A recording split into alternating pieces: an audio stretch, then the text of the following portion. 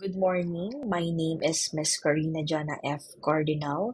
I am a registered nurse for almost 13 years, specialized in intensive care units. So I am one of the training officer here in the hospital and was mandated by our nursing director to educate you to one of the most important policies that each hospital must have. So this is a part of your in-service orientation for newly hired nurses, and this will be a series of lecture orientation using visual aids through PowerPoint presentation. Okay, so let's start. So a blood transfusion policy.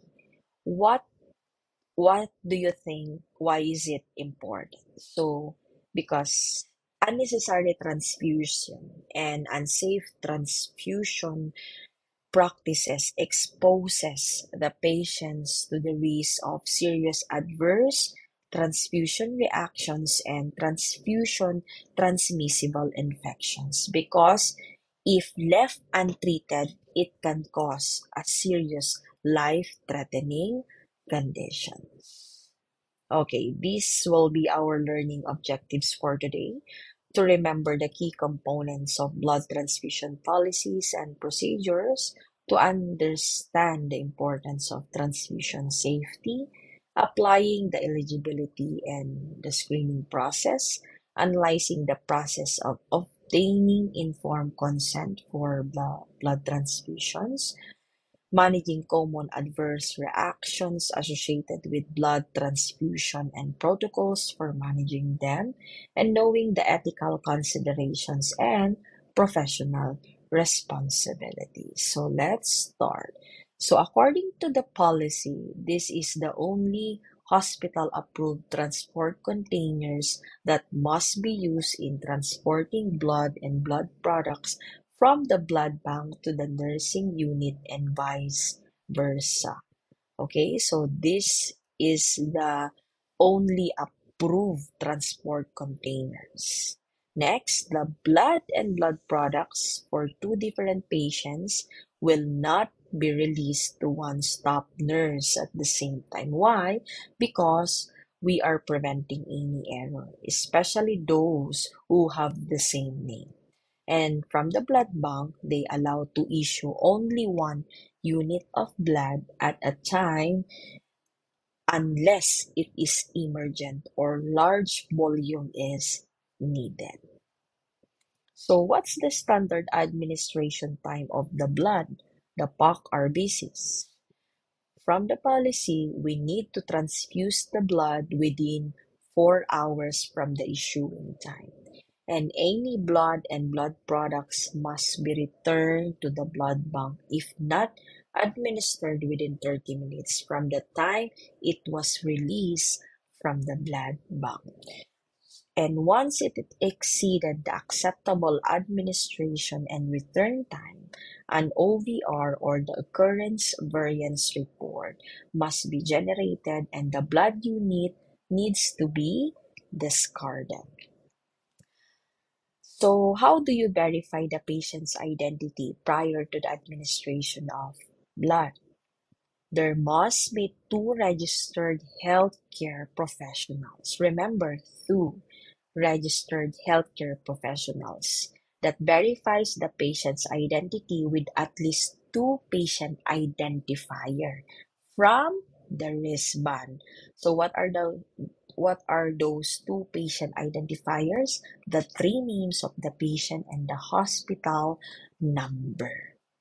This information should match to the patient health record and blood request form. The administration of blood and blood products must be go through the standard IV access device, which is size gauge 18, and the blood infusion set. And in case you will use a CBP line, the multiple lumen is recommended. And choose a dedicated lumen for the blood component administration to prevent any mix from medications or IV fluid. So who is allowed to order the blood transfusion?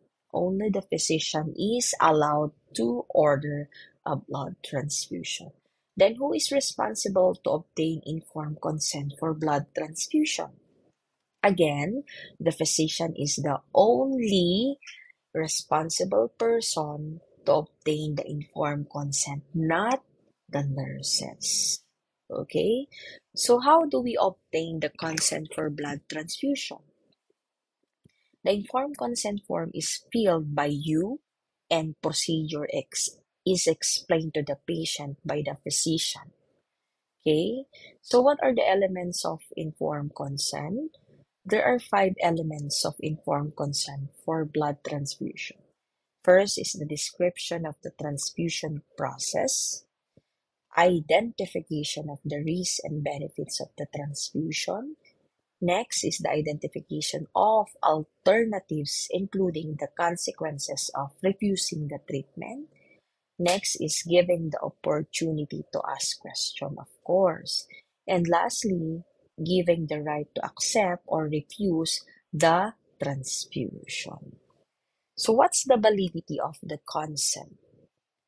For single procedure, according to policy, it is maximum of 15 days. So maximum of 15 days, this is the validity of the informed consent.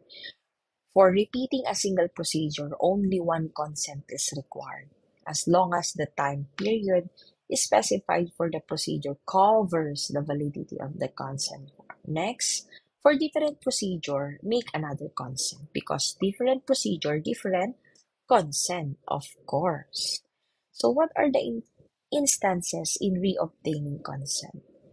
If more than 15 days, if the condition of the patient changes significantly, and if a different procedure is required. Different procedure, different consent. Next, how do you verify the patient's identity prior to the collection of blood samples for blood typing and cross-matching? So let's go now to the blood typing and cross-matching. There must be 2 healthcare professionals. Again, 2 healthcare professionals to verify the patient's identity prior to the collection of blood samples for blood typing and cross-matching.